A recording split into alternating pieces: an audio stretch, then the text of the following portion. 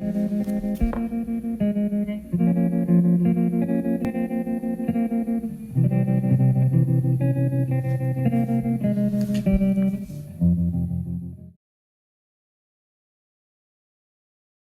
vous interpeller sur certaines idées qu'on a tous, et en fait qui ne se vérifient pas dans la littérature.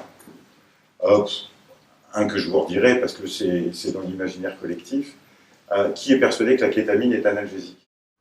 Il va falloir aussi qu'on se mette d'abord et avant tout d'accord sur la sémantique, parce que mon discours va essentiellement se situer sur une problématique de chercheur, avec comme souci principal de prendre conscience de là où on peut introduire des biais et comment les maîtriser.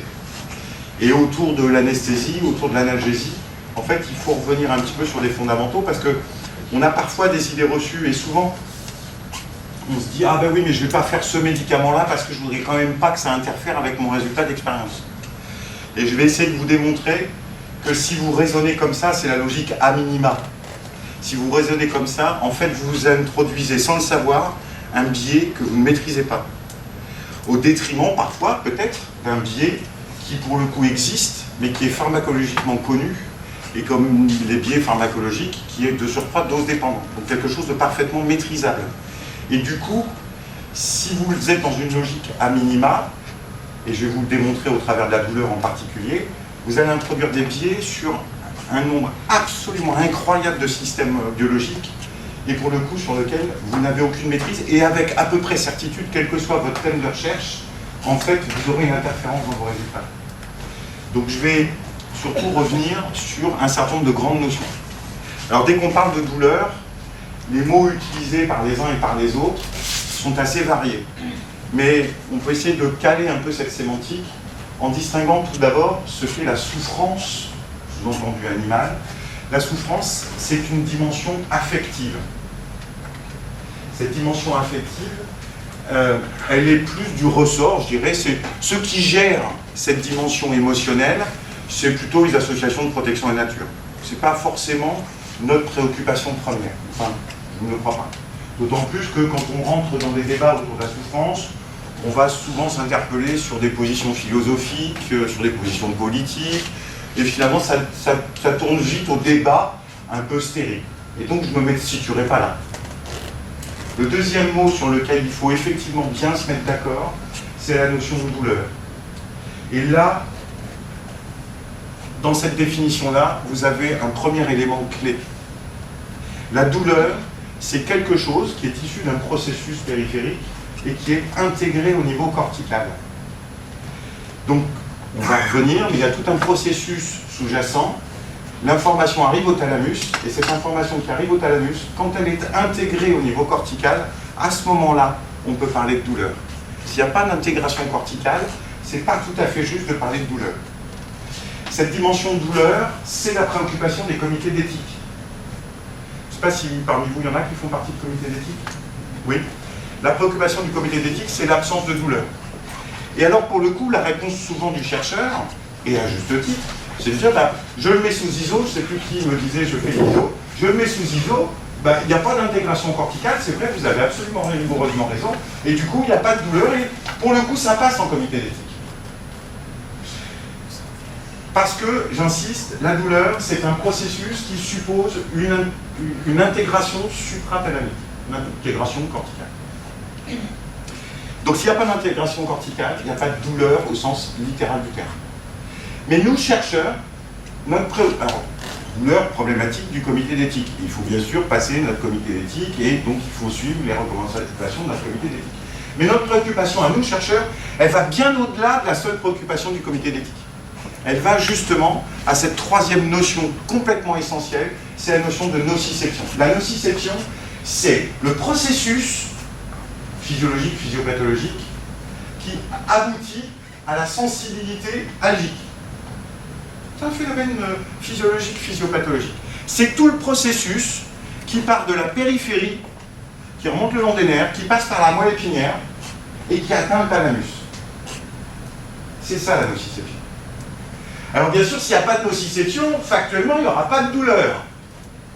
Mais la préoccupation du chercheur doit bel et bien non pas être la douleur, mais la nociception. Parce que justement, c'est cette nociception qui va être très directement responsable des biais non maîtrisés, non maîtrisables dans vos études. Et je vais vous le montrer.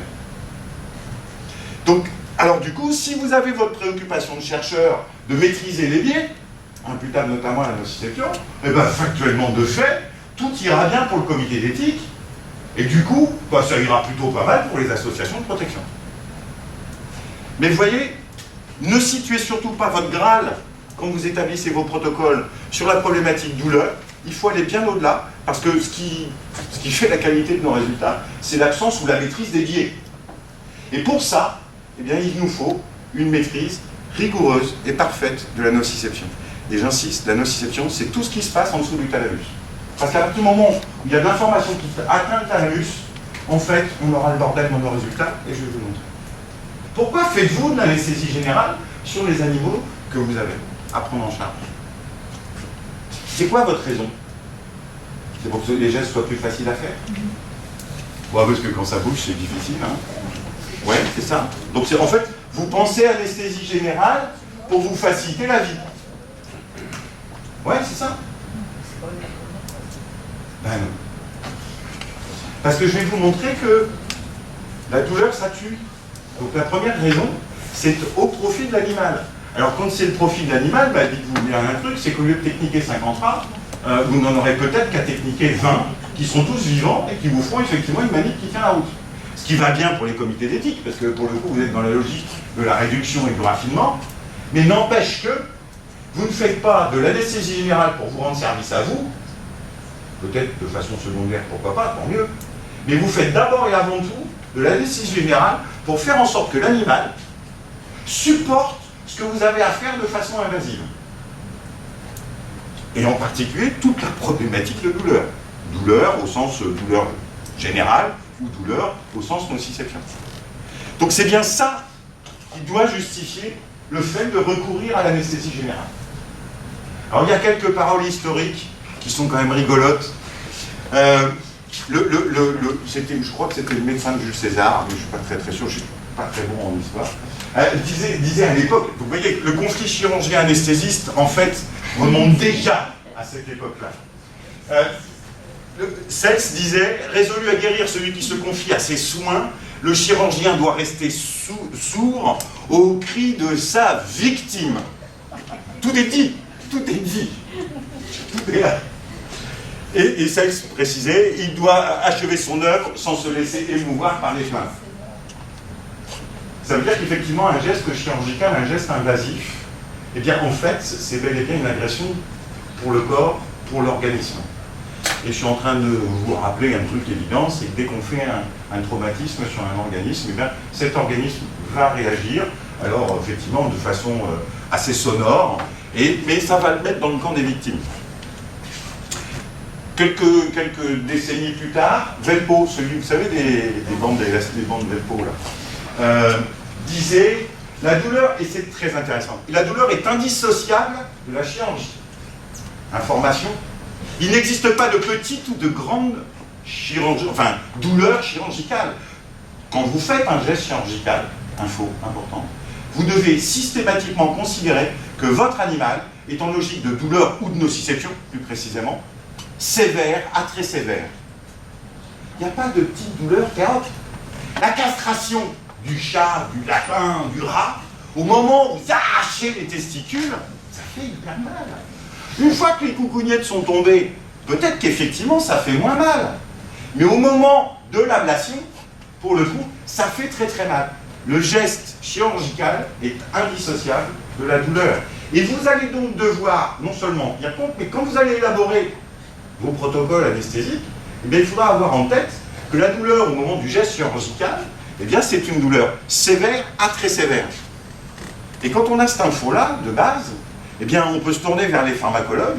Et les pharmacologues, face aux douleurs sévères à très sévères, ils ont finalement 3 classes médicamenteuses en stock. 3. Pas plus.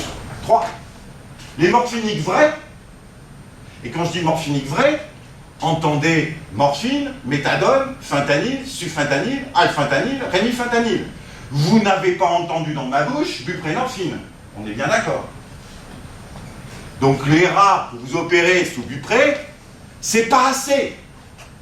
Parce que la buprénorphine, pharmacologiquement, c'est un agoniste partiel. À ce titre, sa puissance analgésique ne permet pas de couvrir un geste douloureux, un geste chirurgical à l'origine d'une douleur sévère à très sévère. En tout cas, si vous l'utilisez seul. Et accessoirement, tenez compte un peu de la pharmacologie, pharmacocinétique de ces médicaments. Entre le moment où vous injectez votre buprénorphine et le moment où elle commence à agir, c'est 3/4 d'heure. Donc quand vous faites votre intrapéritonéal de rat 10 minutes avant de votre premier coup de bistouri, l'heure de chirurgie, il n'y a pas d'analgésie. Ah oui, il y aura de la gestion de douleur post-op, ok. Mais pas votre injection pré-op. Donc, tenez compte de cette pharmacologie. Donc, j'ai bien dit, première classe, les morphiniques vraies, morphine, méthadone et la famille des symptômes. Il y a une deuxième classe que vous connaissez, que vous utilisez. Les alpha-2 agonistes. Alors, vous les connaissez peut-être pas sous ce nom-là, mais vous les connaissez sous le nom de xylazine, ampoule. Non?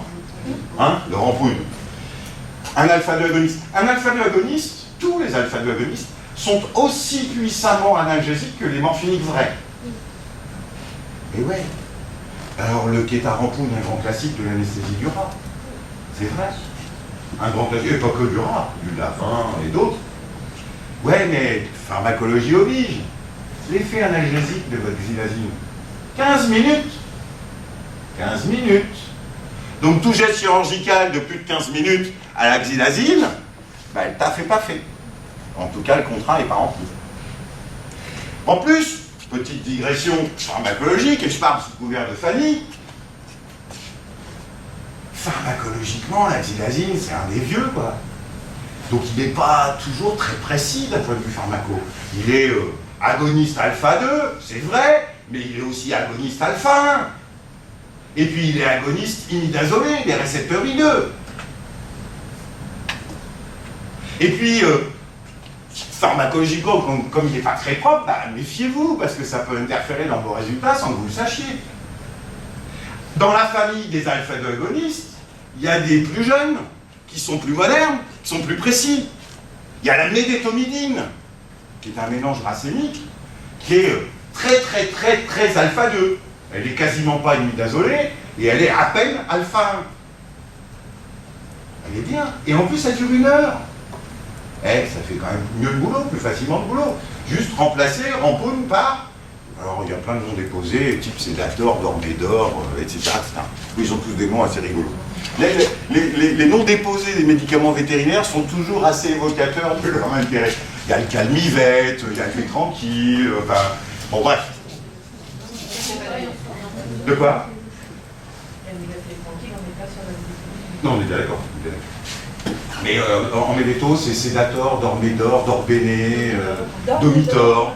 Dorbéné, ouais, Dorbéné. Il y a même des latinistes qui établissent des médicaments, des noms de médicaments. Mais après cette médéto, il y a un truc encore mieux. La dex-médéto.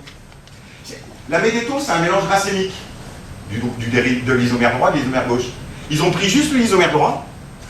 Pour le coup, on a une pharmacologie extrêmement reproductive. Vous savez que dans les récepteurs alpha-2, il y a les alpha-2A, alpha-2B, alpha-2C.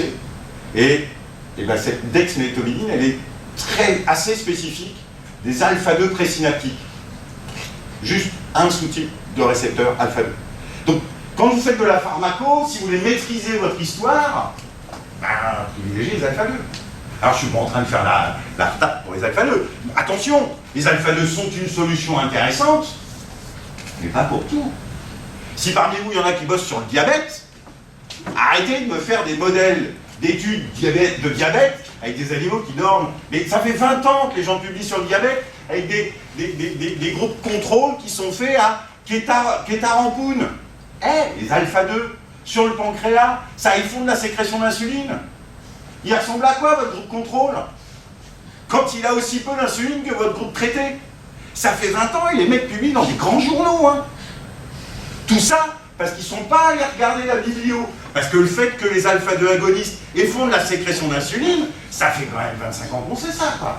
Donc Thomas m'avait dit nouveauté. Bon, 25 ans, c'est bon. Allez, 25 ans, c'est jeune, ouais, pareil. Mais bon, donc soyez vigilants aussi là-dessus. Troisième catégorie de médicaments, donc les morphiniques, vrai, les alpha-agonistes. Troisième catégorie de médicaments, et ne les oubliez pas, ils sont très puissamment analgésiques, ces anesthésiques locaux. Et dans le quotidien de vos manips, il y a plein de choses extrêmement simples à faire en matière d'anesthésie locale qui vous facilitent complètement à la fois le geste technique. Vous posez un café sur une oreille de lapin. Autrefois, on faisait Toluen, machin, pour le faire vasodilater, interdit, toxique, machin, blabla. Un anesthésique local, il a pas mal, et ça vasodilate. Tu poses mieux ton café. Donc tu fais Koudou, il a pas mal, en tout cas au sens nociception du terme, et en plus, techniquement, c'est plus simple. Pensez à l'anesthésie locale. Et l'anesthésie locale, alors, plus la technique sera élaborée, hein, les péridurales, c'est toujours plus efficace qu'une simple anesthésie de surface. On est bien d'accord. Mais pensez dans vos stratégies analgésiques, pensez à l'anesthésie locale. Parce qu'effectivement, ils sont très puissamment efficaces pour éviter la nociception. Et s'il n'y a plus de nociception, il n'y a pas de douleur. Toujours dans ces définitions, on a vu tout ce qui est tourné autour de la douleur, voyons tout ce qui tourne autour de l'anesthésie. C'est quoi l'anesthésie? En fait, une anesthésie générale, c'est 3 propriétés. Et s'il n'y a pas les 3 propriétés, c'est pas de l'anesthésie, c'est autre chose. C'est une narcose, oui. Alors qu'est-ce qui fait la narcose? Ben, c'est l'isoflurane, c'est les barbituriques, c'est le propofol. Tout le monde connaît ces noms-là, ou s'il y a quelqu'un qui ne connaît pas? Ouais. Le propofol, les médecins humains appellent ça le lait. En fait, c'est une émulsion, ça ressemble à du lait. Du lait de Jackson. Ouais, mais l'histoire de Michael Jackson est encore plus... J'en reviendrai sur Michael Jackson tout à l'heure, si tu veux. Mais c'est encore plus dramatique. C'est encore plus dramatique parce que tout ça, c'est de l'incurie de son médecin. Et c'est la plus grande star de pop en plus. Ah non, il y a Prince aussi, c'est fin top. Ah non, non, Michael était quand même bien meilleur que Prince. Mais tu sais, je suis pas d'accord. Michael, c'est mes 15 ans. Oui, d'accord, mais je préfère fin. Prince, c'est mes 18 ans. Donc première qualité d'une anesthésie générale, c'est la narcose. Autrement dit, l'inconscience pharmacologique. Celle qui fait effectivement, qui évite l'intégration corticale. Et les médicaments, c'est l'isoflurane, le propofol, les barbituriques, l'alfaxalone. Ça, ce sont des médicaments de la narcose. Vrai. L'anesthésie générale, c'est aussi un relâchement musculaire, la myorelaxation. Pourquoi on a besoin de cette myorelaxation? Pas uniquement pour se rendre service, mais aussi pour faire en sorte que les muscles ne consomment pas excessivement d'oxygène. Et que du coup, les organes essentiels, que sont le cerveau, le cœur et le rein, soient le plus correctement possible oxygénés. Et donc si l'oxygène n'est pas détourné par les muscles qui se contractent, ben, on a plus de chances que le cerveau, le cœur et les reins restent proprement et correctement oxygénés. C'est pour ça qu'on a besoin de relaxation. Alors tant mieux, en faisant ça, ça nous facilite la vie. Mais n'empêche que ce n'est pas le but premier.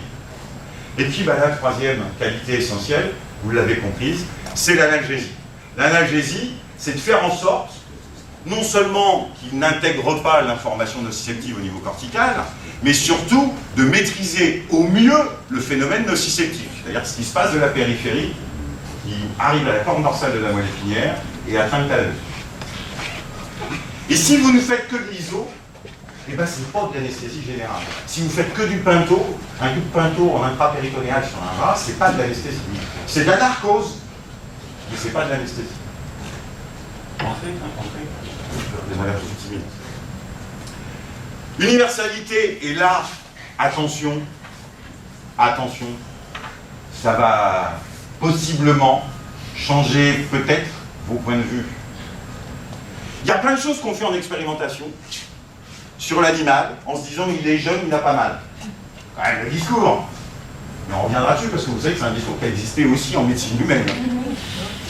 Et grosso modo, que constate-t-on dans cette étude? C'est que quelle est la force sur laquelle il faut appuyer sur la patte du rat pour déclencher sa réaction? Eh bien, à 2 semaines, 4 semaines, 16 semaines d'âge, on constate qu'il suffit d'appuyer un tout petit peu sur un bébé rat et que plus il vieillit, plus il faudra appuyer fort pour déclencher une réaction nociceptive, douloureuse. Est-ce que la courbe descend pareil jusqu'au fœtus? Ah, à partir de quand? Ouais, bah, alors, je ne sais pas vous là, répondre c'est, chez le rat, je les sais vous derniers répondre tiers. que c'est la 26e, 30e semaine d'aménorrhée chez la femme. Enfin, chez la femme. Ouais. C'est-à-dire milieu fin du deuxième tiers. Ouais. Mais c'est brebis, etc. Parce que le titre, c'est universalité de la Parce que nociception. la question aussi, c'est sur les histoires des gens qui travaillent sur les œufs. Sur les œufs, Ben oui. Parce tant qu'il n'y a que, pas eu de développement du système neuronal, après, il faut débattre. Le poussin dans l'œuf, les poussins dans l'œuf. Ah, le poussin dans l'œuf, quand le poussin est fermé, ah bah là, On est en pleine t'es dedans. T'es dedans. T'es dedans. Et on a longtemps dit, et c'était une contre-vérité, et maintenant on sait depuis 2003 que c'est une actualité. Une contre-vérité scientifique, c'est qu'on a longtemps pensé que sous prétexte que c'était jeune, ça avait pas mal, ben, c'est une contre-vérité. Alors d'où elle vient cette contre-vérité? De là. C'est qu'effectivement, plus tu es jeune, plus tu mets de temps à réagir. Et comme tu mets plus de temps à réagir, ben, on a longtemps pensé que ben, tu avais pas mal. Mais c'est avec ce même concept qu'on est persuadé que les ruminants ont pas mal. Une vache, ça a pas mal. C'est une erreur grossière qui confond, en fait, le phénomène de nociception d'un côté et l'expression comportementale associée. On peut être extrêmement discret au niveau comportemental et pour autant avoir une nociception qui marche en plein. Et l'universalité de la nociception est ainsi faite que la vache, le rat, la poule, le poisson, le damier oreiller, l'être humain, le rat, le chien, le chat, on a tous le même process de nociception. Les variantes sont peanuts. Peanuts. Par contre, l'expression va être différente. Et comme on n'exprimait pas autant, ou la vache n'exprime pas autant que nous, on s'est dit, oh, bah, elle a pas mal la vache. Ouais, puis Descartes est passé par là, en plus, et c'était là une bonne machine, et blablabla. Donc, erreur grossière. L'universalité du phénomène, et on se le décrit, c'est une stimulation à la périphérie, qu'elle soit chimique, mécanique ou autre, qui stimule des zones qu'on appelle nocicepteurs. C'est des récepteurs, grossièrement, des récepteurs à la douleur. Ça induit des influx nerveux qui remontent le long des nerfs périphériques et qui atteignent la corne dorsale de la moelle épinière. Et ensuite remontent jusqu'au thalamus. Alors je ne vais pas montrer précisément le thalamus, comme ça m'évitera de me ridiculiser. En plus, souvent, en général, ce que je montre, c'est les corps calés. Que les gens voient une forme ronde et ils disent, oh, c'est une coupe transversale d'un sabot de chien en dedans. Hein, donc ce phénomène-là, tant qu'il y a des voies spinothalamiques, ça peut être intégré au niveau cortical, et à ce moment-là, on parlera de douleur. Et là, deuxième constat, la douleur tue. Alors un petit journal de province, dans les années 92, un petit journal de province, c'est ah bah oui, de toute façon, en plus, on est en train de faire le Brexit. Mais c'est pas en Angleterre, là. Hein? Aux États-Unis, là. Ouais, c'est en États-Unis. Ça, là, c'est en Angleterre. New England? À New England, c'est américain? Eh bien, c'est une étude anglaise, et c'est quand même un petit journal de province.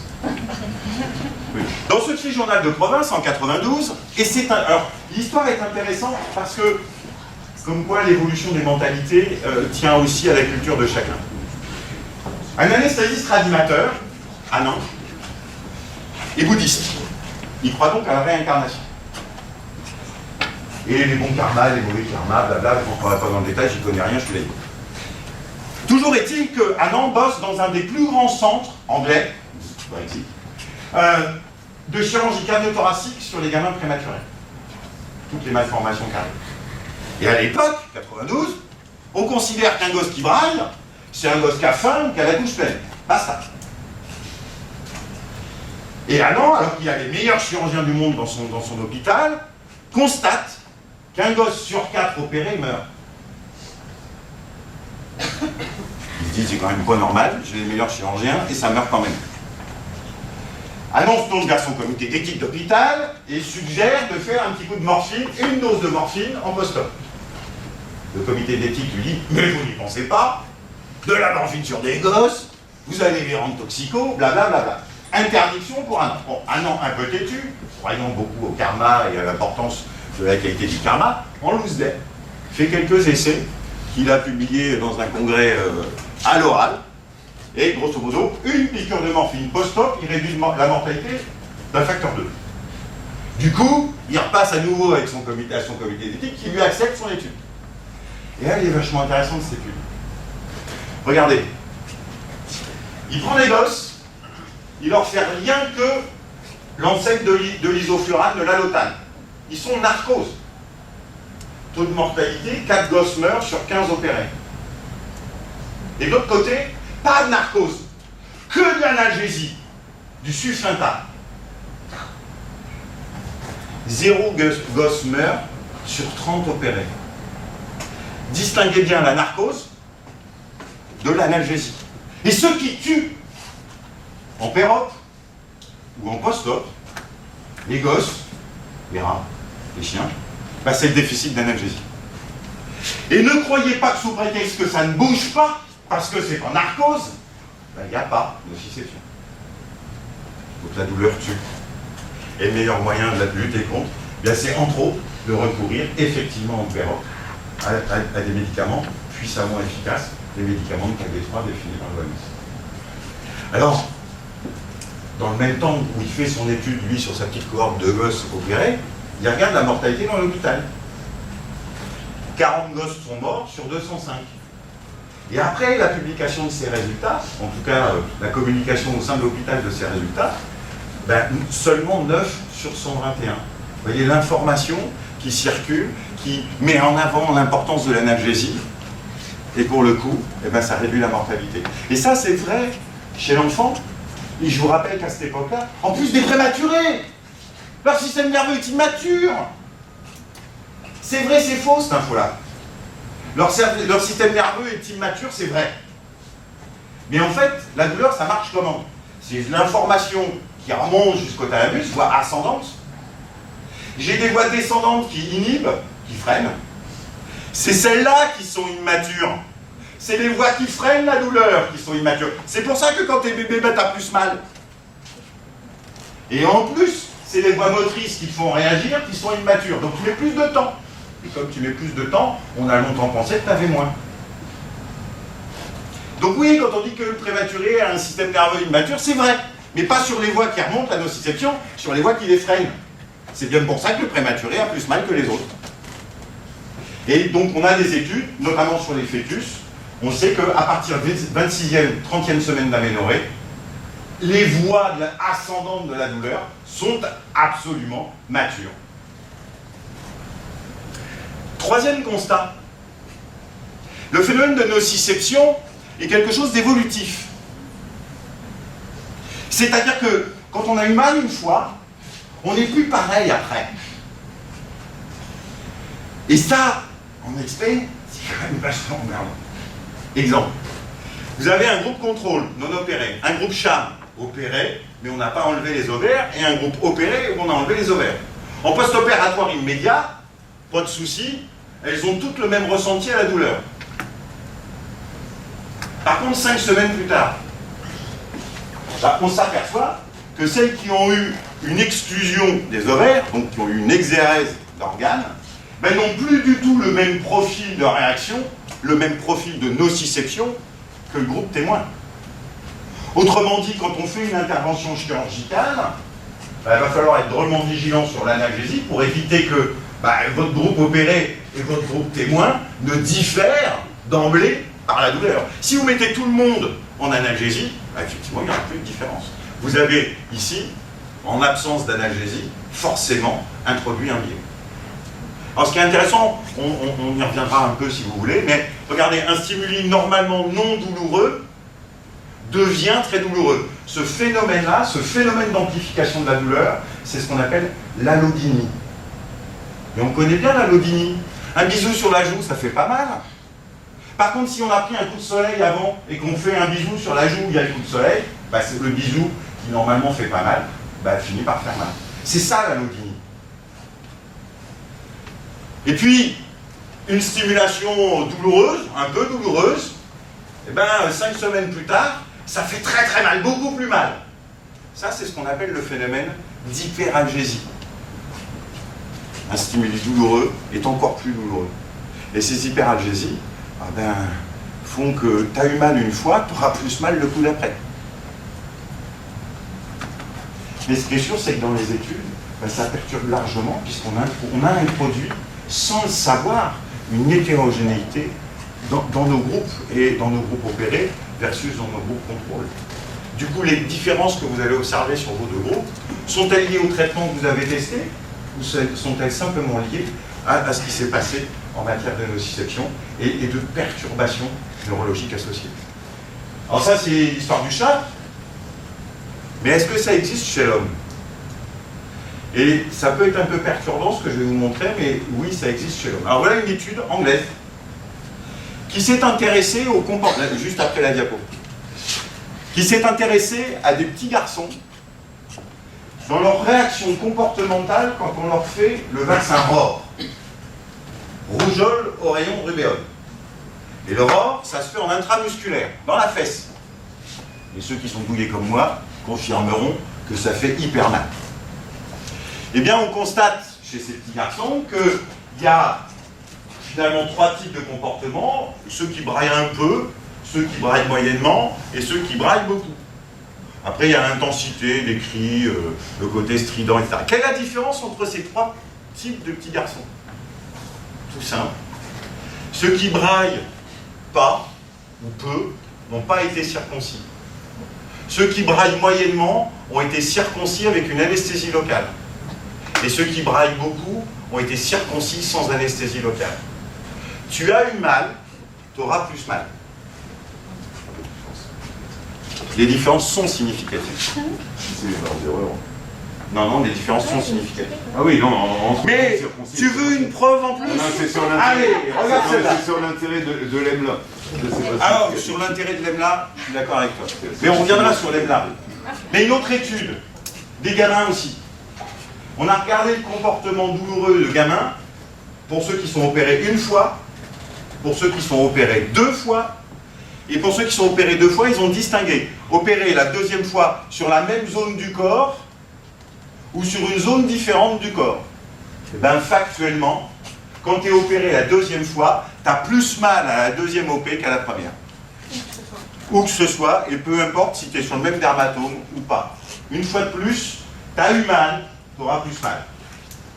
Et pour éviter ça, il n'y a qu'une chose, c'est de faire en sorte d'être extrêmement rigoureux sur la gestion analgésique, en particulier la première intervention. Pour éviter que les phénomènes d'amplification de la douleur, à la fois à la périphérie, mais surtout au niveau de la corne dorsale, ne se mettent pas en place et ne se développent pas. Mais regardez, une même stimulation entre des femelles en pro-œstrus, des femelles en œstrus et des mâles. Entre les mâles et les femelles, les répercussions ne sont pas les mêmes. Soyez vigilants sur les sex ratios de vos groupes d'études. Soyez très vigilants. Et un sex ratio, c'est 3, 6 et 4 et 4 et 6. Hein. C'est 5 et 5. Voire, en fonction de vos thématiques de recherche, travailler sur que les mâles ou que les femelles. En particulier quand il y a un processus nociceptif. Parce qu'autrement, vous risquez d'introduire un biais qui va être compliqué à maîtriser. Parce que, alors, les différences sexuelles sont connues chez le rat. Est-ce qu'elles sont connues forcément dans toutes les espèces d'études? Pas forcément. On pense dans l'espèce humaine qu'il y a des différences, mais elles ne sont pas clairement objectivées. Ce qui est sûr en plus, c'est qu'il faudra que tout le monde soit cyclé au même moment. Ben oui, les différences entre le pro-œstrus et l'œstrus, ça témoigne bien de l'influence du cycle. Donc pas facile de maîtriser. Et une fois de plus, le meilleur moyen, c'est 1, d'être vigilant sur les sex ratios, 2, de faire en sorte que l'analgésie soit la plus puissante possible pour éviter d'introduire ce biais, c'est-à-dire pour maîtriser au mieux la nociception. Regardez, alors ça c'est un chien qui dort, un étudiant toulousain en pleine voie. Un chien qui dort qui va subir un détartrage. Il dort, les signes de neurologie, les signes de narcose sont parfaits. On a une fréquence cardiaque à 92, on démarre le détartrage. Chez le chien, le détartrage, il faut aller décoller les gencives, etc. Et il dort, hein. Ben, de 92, on passe à 103. La fréquence respire s'accélère. La pression artérielle augmente. Ce chien dort. Mais que lui arrive-t-il? Il a une nociception avec des informations nociptives qui atteignent le thalamus. Et dès que ça atteint le thalamus, on a les réactions neurovégétatives associées. Avec entre autres tachycardie, tachypnée, hypertension artérielle. Au sens narcose, il dort. Au sens analgésie, on est insuffisant. Distinguez bien, d'un côté la narcose, de l'autre côté l'analgésie, et on a bel et bien besoin des deux. Je suis en train de vous dire un truc pratique aussi. Allez, un rat, on le met sur la table, on lui a mis un coup d'ISO, et puis on commence à inciser la peau. Et le rat commence à respirer un peu plus vite, à bouger. Qu'est-ce qu'on fait? Allez, qu'est-ce que vous faites? Alors, quand vous voyez un enseignant avec un petit sourire narquois comme ça, c'est qu'il vient de vous poser une question à la con, version piège. Oh, ben oui, tout le monde augmente l'ISO. Tout le monde augmente l'ISO. Mais en fait, non. Parce que d'un point de vue strictement de la narcose, il a sa narcose. Et puis, il n'y a pas de raison qu'elle varie au moment où vous incisez. Par contre, s'il y a réaction neurovégétative, voire même motrice, eh ben, c'est qu'il a un défaut d'analgésie. Et ce que vous devez augmenter, c'est pas l'ISO, c'est l'analgésique. La morphine, c'est la dose de morphine. Vous aviez prévu dans votre protocole 1 mg/kg sur votre rat, et ben c'est peut-être 1,5 qu'il lui faut.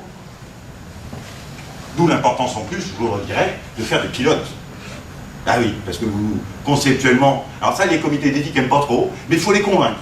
Il faut les convaincre. On a besoin, pour établir un bon protocole, vérifier qu'il soit pertinent, et que les doses qu'on a choisies ont du sens, ben, il faut faire un essai sur quelques animaux. Et c'est bien plus pertinent, y compris dans la démarche éthique, ben, de faire un pilote avant d'attaquer le pivot. Donc, oui, le temps d'action. 4 heures. Comptez 4 heures. Avant que ça fasse. Ah non, le délai d'apparition, ça dépend de la voie, mais grosso modo, en sous-cut, c'est 5 à 10 minutes. En IV, c'est 3 à 5 minutes. Ça dépend des espèces, en IV, pas toujours facile. Et grosso modo, méthadone, c'est pareil. C'est le même type de cinétique. Vous avez des profils. La buprénorphine, que tout le monde utilise, mais 45 minutes à agir, et par contre, elle dure 8 heures. Ça, c'est quand même intéressant. Et votre buprénorphine, elle a du sens en post-opératoire. Et il y a de la bupré-retard maintenant, Tony. Ah non, j'ai pas vu. Alors, au Canada, il y en a. Je me demandais si on pouvait l'importer. Oui, mais si tu fais ta bupré en pré-op et que tu as bien dans l'idée que ça va te gérer ton post-op, parfait. Mais souvent, les gens, comme ils le font en pré-op, ils sont persuadés que ça couvre le pér-op. Ah non, pas parfait. Mais oui, et du reste, c'est ce qu'on pratique au quotidien avec les enfants. C'est-à-dire qu'on fait de la bupré pré-op pour couvrir le post-op. Et de ne pas avoir de rupture dans la couverture analgésique. Donc les réactions neurovégétatives, alors quand on voit les réactions neurovégétatives au moment d'une stimulation algique, cessez d'interpréter ça comme un défaut de narcose, interprétez ça comme un défaut d'analgésie. Et recherchez, observez au moment où vous incisez, eh bien tachycardie, tachypnée. Alors, en fonction des modèles, des espèces étudiées, c'est plus ou moins facile. La fréquence cardiaque, ça se fait. La fréquence respi, ça se fait. Après, la pression artérielle, il faut qu'il soit un peu gros, mais ça fait du sens. Et si, conjointement, vous voyez tachycardie, tachypnée, poussée hypertensive au moment de l'incision ou au moment de la pose des pinces à champ, ben, c'est pas de l'ISO qu'il faut mettre, c'est de la morphine. C'est toute la différence. C'est pas forcément une actualité, mais je crois que c'est complètement essentiel néanmoins. Pour faire de l'anesthésie, je vous disais 2 médicaments. Un médicament de la narcose, alors les barbituriques, vous savez pourquoi ils s'appellent barbituriques, les barbituriques? Oh, juste pour la culture. Oh, c'est marrant à retenir. L'acide barbiturique, qui est le premier de la famille, a été découvert un 4 décembre. Alors le 4 décembre, c'est la Sainte Barbe, qui est la sainte patronne des pharmacologues, et des pompiers. C'est pour ça qu'ils ont été appelés barbituriques. À cause de Sainte-Barbe et d'une biture. Il y a le propofol, l'alfaxalone. Propofol, juste pour vous en dire un mot, apparition du propofol en anesthésie humaine, 1982. En 1982, le taux de mortalité en anesthésie humaine, c'est 1 mort pour 100 000 anesthésies.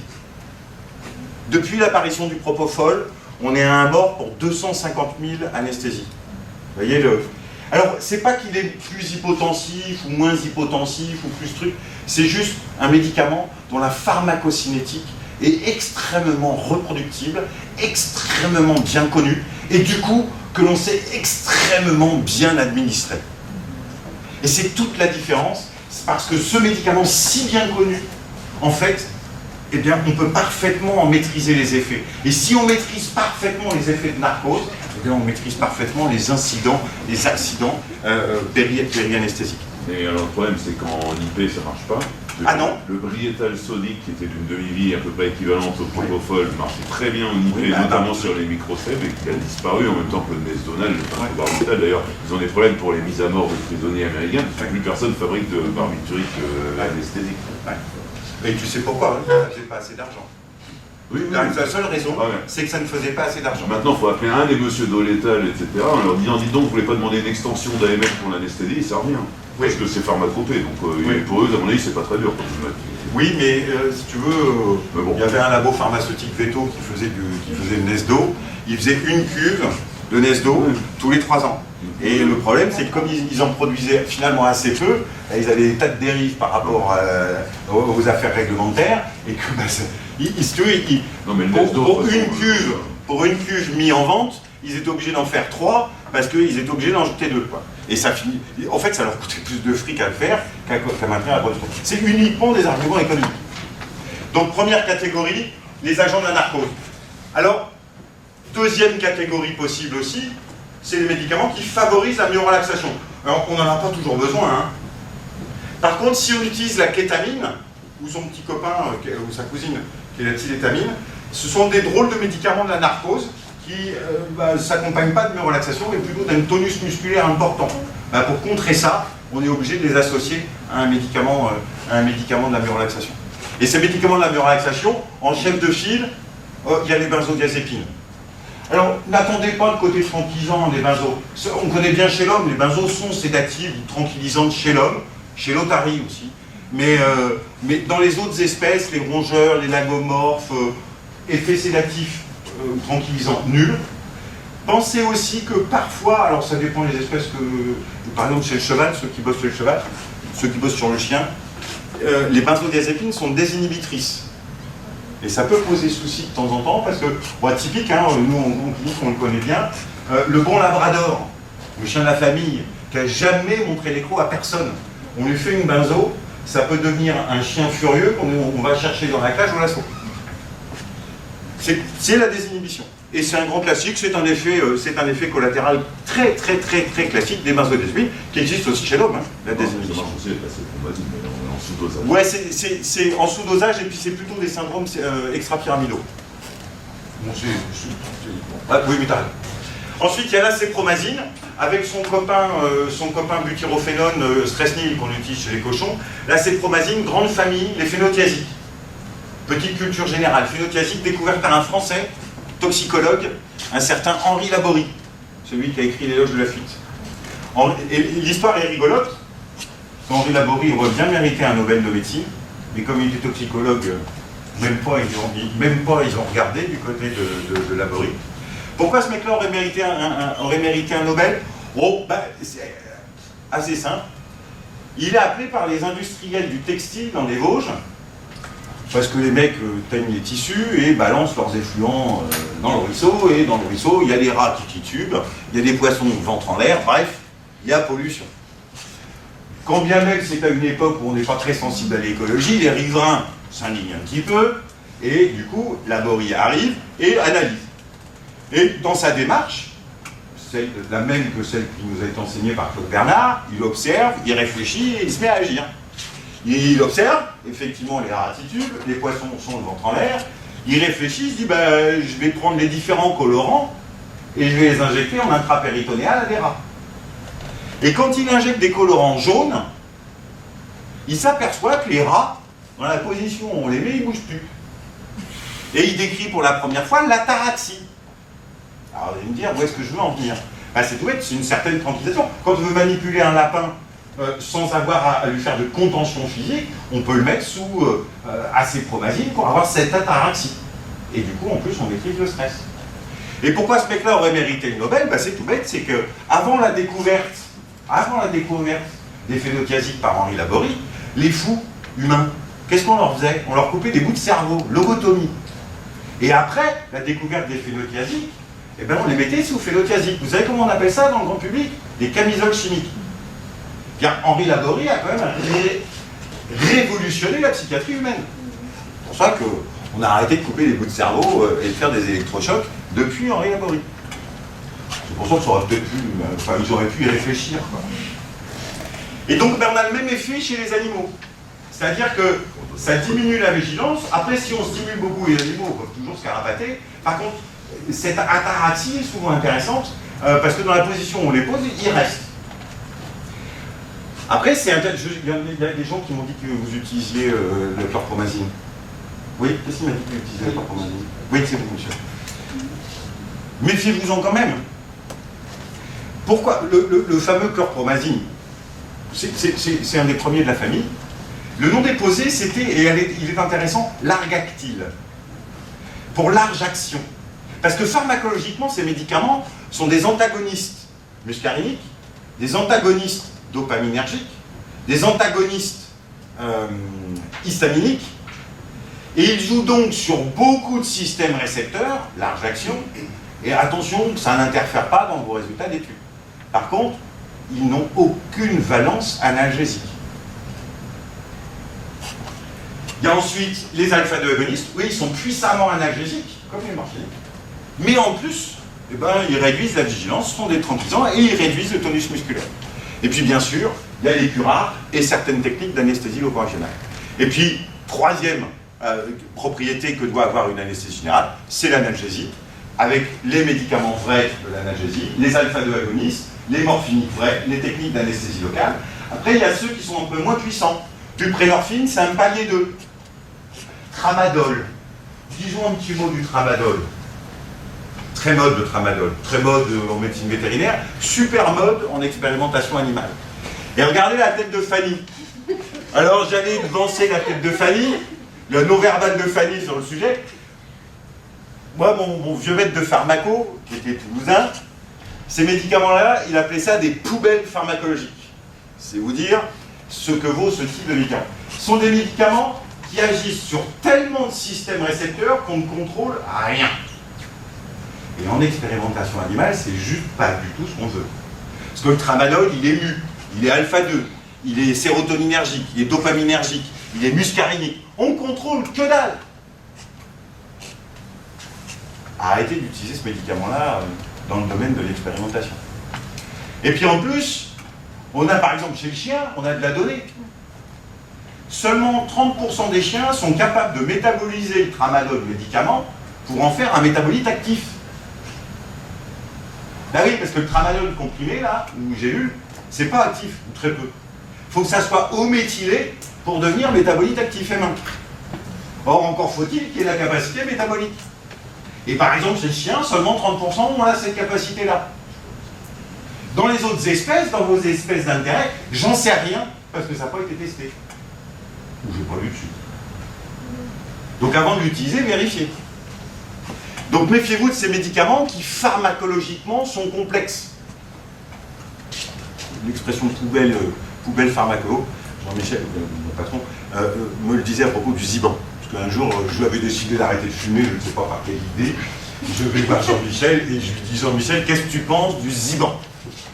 Il me dit, c'est une poubelle, continue de fumer. Il était médecin. Je l'ai obéi.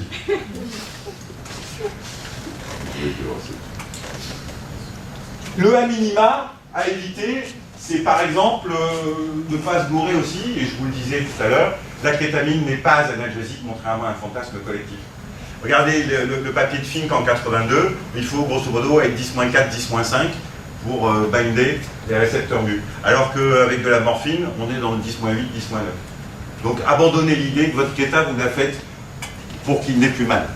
Par contre, cette kétamine est très intéressante parce qu'elle bloque certains systèmes récepteurs, elle est antagoniste à l'MDA dans le jargon, et ça c'est intéressant parce que ça bloque les phénomènes d'amplification de la douleur qui se passent au niveau de la corne dorsale de la moelle épinière. Notamment tout le développement de cette valence neuropathique, tout le développement de ces phénomènes de prolongation et d'amplification de la douleur, ce qui fait que mon chat s'automutile, et bien la kétamine a là une action là-dessus potentielle. À condition que j'intervienne assez tôt. Parce que ces grands remaniements au niveau de ma corne dorsale, au début, c'est biochimique. C'est le glutamate, c'est l'aspartate, c'est l'activation de ces systèmes récepteurs. Mais par la suite, ça passe de biochimique à cellulaire. Il y a des remaniements, il y a de la neurodégénérescence, il y a des reconnexions neuronales. Et là, pour le coup, ma kétamine, elle ne sert plus à rien. Par contre, dans l'étape 1, biochimique, ma kétamine, elle fait du sens. Donc elle n'est pas analgésique, mais elle est anti-hyperalgésique. Nuance sémantique importante, parce que pharmacologiquement essentielle, et en plus en pratique, ça fait vraiment. Troisième leçon concernant l'analgésie, c'est comment bien la pratiquer. Ben, bien la pratiquer, c'est commencer tôt. Il faut que l'analgésie soit en place, allez, 20 minutes avant le premier coup de bistouri. Oh, l'idée, le concept est simple. Vous avez le train des influx nerveux nociceptifs que vous voulez arrêter. Ben, pour arrêter un train, c'est mieux de lui foutre une barrière avant qu'il démarre. Tant qu'il est en gare, si on lui dit « t'avances pas », ben, pour le coup, effectivement, ce sera très facile à arrêter. Une fois que le train est lancé, ce sera plus compliqué à arrêter. Il faudra mettre beaucoup de barrières. Et bien, c'est ça l'idée de l'analgésie précoce. Et l'idée, retenez, valence analgésique en place, allez, 10, 15, 20 minutes avant le premier coup de bistouri. Et ça, c'est intéressant pour gérer la douleur pér-op, mais surtout, ça va vous réduire votre douleur post-op. Ce qui veut dire aussi que pour être multimodal, eh bien, il vous faut idéalement deux techniques d'analgésie en même temps. Alors, ce n'est pas que des médicaments. Remplacer la technique rétro-orbitaire par une technique faciale. Ça peut être amorphinique, mais ça peut être associé à un anesthésique local. Et puis, soyez d'excellents chirurgiens rapides avec très peu de dégâts tissulaires. Et du coup, pour le coup, bah, l'animal aura moins de dégâts tissulaires, moins de stimulation de nocicepteurs, moins d'inflammation. Et pour le coup, c'est aussi de la... Donc l'analgésie, c'est aussi de la technicité, c'est pas que des médicaments. Donc pensez médicaments et pensez mode d'administration. Et tenez compte bien sûr de la durée d'effet des médicaments. Je vous ai mis... Alors ces diapos-là, je les passerai à Thomas qui vous les enverra en PDF, il n'y a aucun souci, c'est pas la peine de gratter. Mais je vous les passerai. Bon, c'est des durées indicatives. Alors l'avantage, CRI, c'est Constant Rate Infusion, perfusion continue. Et l'avantage, c'est que si on utilise des médicaments qui sont pharmacocinétiquement adaptés, bah, tout va bien. Et notre fameux propofol, par exemple, la révolution humaine, c'est qu'il peut s'administrer en continu, et on arrête, et grosso modo, une demi-heure après, tout est métabolisé, il n'y a plus de métabolite actif, et le patient commence à se réveiller. Et quand je dis patient, vous devez entendre homme, cheval, chien, chat, rat, souris et autres. Enfin, souris, c'est pas très facile d'avoir une voie veineuse. Mais non, et ça ne marche que par voie IV. Mais on a le même type de profil avec l'alphaxalone, qui est une drôle de... C'est une progestérone chimiquement trafiquée. Voilà. En fait, bah, la progestérone, ça fait dormir, bien connu.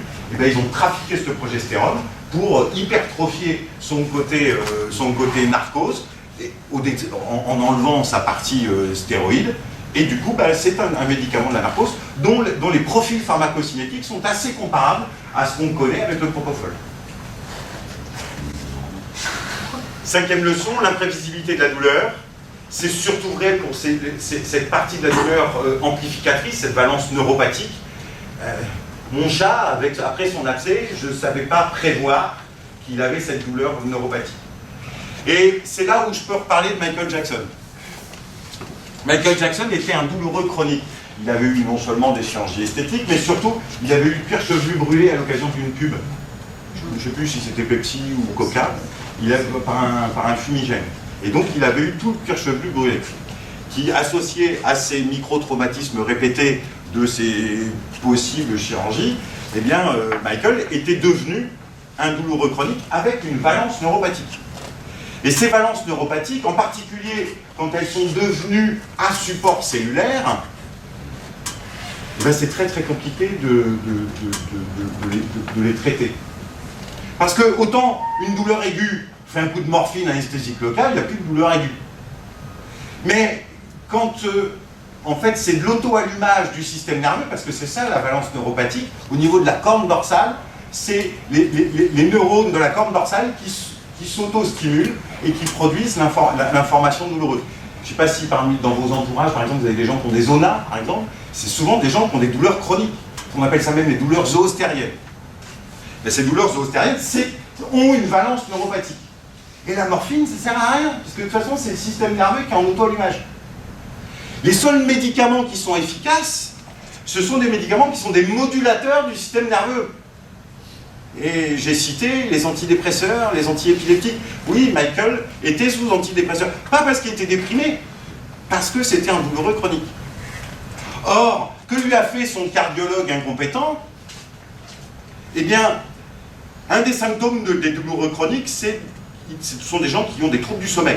Or, je vous rappelle qu'il était en train de préparer la dernière tournée mondiale et ça, et il avait besoin de sommeil. Et qu'est-ce que lui a fait son cardiologue? Il lui a injecté un GABA agoniste. Le propofol, c'est un GABA agoniste. C'est un médicament qui, effectivement, diminue l'activité spontanée du système nerveux. Ce qui fait pharmacologiquement du sens. Sauf qu'en injectant son propofol, il a oublié que Michael était prémédiqué.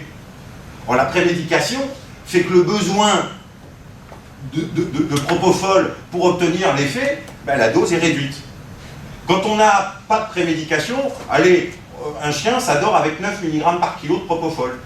Si on lui a mis une petite benzodiazépine, eh ben, le même chien va dormir avec 4 mg par kilo de propofol. Si on lui a fait un alpha-2 agoniste, médétomidine, dexmédetomidine, le même chien, il va dormir avec 1 mg par kilo. Mais que ce qui a été fait avant va permettre de réduire les doses d'agents de la narcose. Ouais, mais sauf que le cardiologue, il ne savait pas ça. Et donc il a foutu une pleine dose à Michael. Et pour le coup, surdosage. C'est con quand même. Parce que c'est de l'application des cours de Fanny en direct. Et ce cardiologue n'avait pas été formé par Fanny. Fanny, cardiologue des stars. Et voilà. Donc, l'imprévisibilité, surtout sur ces valences neuropathiques, ce qui veut dire et qui légitime cette part observationnelle après avoir établi a priori le protocole. Donc en pratique, on va combiner l'approche a priori, que je vous ai rappelé, tout ce qui est douloureux chez l'homme l'est aussi chez l'animal. Et puis si j'ai un doute, est-ce que ça fait très mal ou moyennement mal? Eh bien, traiter comme si ça faisait très mal. En fait, par rapport aux qualités de votre résultat, en fait, vous avez moins de biais à surtraiter la douleur qu'à la sous-traiter. Et puis n'oubliez pas que ce que vous faites avec votre analgésique, en fait, c'est dose dépendant. Et puis combiner cette approche observationnelle. Qu'est-ce qu'il y a? L'analgésie du corps. J'ai bientôt fini, ça y est. Parce que je vois tout le monde qui commence à s'impatienter. Je crois que j'en ai 9 leçons, j'en suis qu'à la 5e. Non, je rigole. Je ne sais plus si c'est 6. Sinon, on fera une saison 2. Hein. En pratique, l'évaluation a priori de la douleur, quand on fait de l'imagerie, ça fait pas mal. Quand on pose des cathés, ça fait une douleur légère, avec des bonnes réponses, avec des techniques d'anesthésie locale. Dès qu'il y a chirurgie, au moment de la chirurgie, c'est toujours des douleurs sévères, et donc on fait appel à des médicaments de palier 3. Soyez vigilants au contexte aussi. Tout ce qui est microtraumatisme répété favorise très largement l'apparition de douleurs neuropathiques. Alors je vais regarder personne, mais je suis sûr que dans l'assemblée, parmi vous, il y en a qui ont des tatouages. Eh bien, ceux qui ont expérimenté le tatouage savent pertinemment que quand on se fait faire son deuxième tatouage, ça fait souvent plus mal qu'au premier tatouage. C'est vrai ou c'est faux? Bon. Personne n'a expérimenté les tatouages? J'ai tatoué des chiens, mais ils m'ont pas. Eh bien, tous les gens qui sont tatoués avec ces micros... Ah bah tiens. Ouais, c'est pareil. C'est pareil? Au ressenti? Ouais. Et quand par exemple vous enchaînez, quand vous avez des grands tatouages comme ça, vous espacez de combien de jours? Je l'ai fait Enfin, par exemple, celui-ci, je l'ai fait en 2 fois. Ouais. Enfin, pendant 6 heures de temps, il y avait 2 personnes. Ah ouais. Mais en fait, c'est plus le remplissage qui fait mal. En fait. Ouais. Mais souvent les gens disent qu'au deuxième tatouage, ça fait souvent un peu plus mal. Après, ça dépend quel tatouage, si c'est un grand ou un petit. Oui, et puis ça dépend de la Si c'est un localisation. grand, oui, c'est vrai que c'est selon l'aiguille et selon la partie du corps. Du corps. Ouais. Et c'est vrai que... Et quand on fait des tatouages ou quand on enchaîne des tatouages et qu'il commence à y avoir de l'inflammation, Ouais. et ben la fin du tatouage est de plus en plus douloureuse parce que c'est le phénomène Ah oui, d'anodie. il se peut que ça saigne. Et... Oui, bah c'est le phénomène Même d'anodie. dans quelques jours, ouais, c'est pour ça qu'on dit de passer de la pépantène dessus. Ouais. Mais c'est vrai que le premier comme celui-ci, hein, du remplissage aussi, m'a fait mal. Voilà. Donc méfiez-vous de tout ce qui est micro-traumatisme répété, type tatouage, mais en pratique aussi, eh bien on a différents, les injections répétées, les passages d'animaux dans différents tunnels de modification de comportement, tout ça peut être responsable eh bien, de développer des douleurs avec des valences neuropathiques. En pratique, on évaluera la douleur a priori, on établira donc le protocole, on réalisera sur des pilotes une analgésie a priori, on vérifiera par l'observation que ce qu'on a imaginé est suffisamment efficace, et si ça ne l'est pas, il faudra compléter. Et ça, même sur le pivot, définissez les endpoints pour faire en sorte que dans les pivots, les animaux ne soient pas en logique de douleur. Je vous disais, un des enjeux, c'est de distinguer la douleur, l'analgésie d'un côté et la narcose de l'autre. Comment évaluer la narcose? Eh bien, on va faire appel à des signes cliniques. Et ces signes cliniques de la narcose vont varier d'une espèce à l'autre. On va utiliser des signes différents, mais vont varier aussi en fonction des médicaments. Et je vous le dis d'emblée, dès que vous faites la kétamine, on n'a pas beaucoup de points de repère. Bah, grosso modo, ça bouge, c'est que ça ne dort pas assez, ça ne bouge pas, c'est que ça dort assez. Ce qui est souvent très approximatif. Et les différents signes vont dépendre des espèces. Chez les rongeurs, la respiration, le tonus de la queue sera pertinent, le photomoteur, le réflexe de flexion. Par contre, chez le chien, par exemple, ou chez le cheval, on rajoutera les réflexes palpébraux, la bascule ventromédiale du globe oculaire, qui sont des signes qui viennent compléter l'information pour évaluer la profondeur de narcose. Sachez diagnostiquer la narcose PEROP, mais sachez diagnostiquer le défaut d'analgésie PEROP. Et maintenant, vous savez comment. Il faut regarder la fréquence cardiaque, la fréquence respire, la pression artérielle. Mais si au moment où vous incisez, vous voyez une tachycardie, une tachypnée, ce n'est pas un défaut de narcose, c'est un défaut d'analgésie. Souvenez-vous, le chien en détartrage. Mettre au point les choses. Et puis, là, je ne sais plus combien j'en ai. Il faut être précautionneux. C'est vrai ça c'est vrai pour toutes les manips, hein. On prépare sa paillasse avant de commencer à piqueter, eh bien on prépare son poste d'anesthésie avant de commencer à anesthésier, et puis on va prendre un certain nombre de précautions, vérifier que la machine fonctionne. Si on a besoin aussi, on est sur de l'anesthésie estomac plein, on pense à intuber. Ce qui est important en anesthésie, c'est d'oxygéner l'animal. C'est pas d'intuber qui est obligatoire, c'est de l'oxygéner qui est obligatoire. Après, s'il y a des risques de vomissement ou de régurgitation, c'est une sage précaution de surcroît d'intuber. Mais le rat et la souris ne vomissent pas, le cheval ne vomit pas. Par contre, ce cheval, cette souris, ce rat, quand il est anesthésié, pendant la chirurgie de surcroît, eh bien, il va avoir des besoins d'oxygène augmentés. Apporter de l'oxygène pour éviter les hypoxies, tout simplement. Être précautionneux, ah oui, c'est ballot, mais toutes les souris font pas 20 grammes, tous les rats font pas 150 grammes, et tous les chiens font pas 10 kilos. Comme les vaches ne font pas toutes 500 kg, tous les chevaux ne font pas 500 kg. Il faut peser les animaux. C'est quand même un moyen simple de peser pour adapter précisément et avoir une reproductibilité. Ben oui, parce que si vous faites une dose pour une souris de 20 grammes et qu'elle en fait que 18, ben vous êtes en surdosage. Et si vous faites une dose pour 20 grammes et qu'elle en fait 22, vous êtes en sous-dosage. Et ben dans votre échantillon de 50 ou 60 souris, vous avez introduit un biais. Pensez à peser. C'est schmierdant, je vous le conseille volontiers, mais ça fait partie des bonnes pratiques. Pensez à respecter la diète hydrique, y compris sur des animaux qui ne vomissent pas, en particulier si vous êtes sur des études métaboliques, pour pouvoir en fait être dans une période interprandiale, sous-entendu de glycémie constante. Alors méfiez-vous quand même chez la souris, la diète hydrique, c'est-à-dire on maintient l'eau. La diète hydrique, elle peut être de courte durée. Plus c'est petit, plus la diète peut être courte. Sachant que grosso modo, on considère qu'une souris, il ne faut pas la mettre à la diète plus d'une heure ou deux. Soyez précautionneux, respectez l'oxygénothérapie. L'intubation peut être une technique utile. Sachez qu'il y a essentiellement une espèce qui est quasiment inintubable comme ça simplement, c'est le lapin. Le cochon s'intube bien, contrairement à un fantasme collectif. Hein? Oui. Mais la souris et le rat, c'est plus compliqué. Ah oui? Ah oui. Mais le lapin, c'est très très difficile. Benoît, elle fait très bien Fanny. C'est vrai. Le lapin, pour le coup, les Anglais, avant le Brexit, ils nous ont inventé un truc génial qui est le masque laryngé. Pour le coup, on fout un masque laryngé à un lapin et on n'a plus d'enquiquinement pour les intuber. Mais ça suffit. Non, si c'est bien gonflé, si c'est le bon modèle à la bonne taille. Tu peux pas les mettre sur respirateur. Ah si, tu peux les mettre sous ventilé. Ouais, J'en ai ventilé sous VLV. Ouais, mais ça... Enfin, on a... Soyez précautionneux aussi dans la qualité et la stabilité de votre narcose, de votre analgésie. Vérifiez la stabilité de vos fonctions vitales. Soyez soucieux du détail. Chez les rongeurs, toutes les anesthésies sont vigiles, ils gardent les yeux grands ouverts. Donc la cornée se dessèche. Et bien, mettez un gel ophtalmo pour éviter que la cornée ne se dessèche.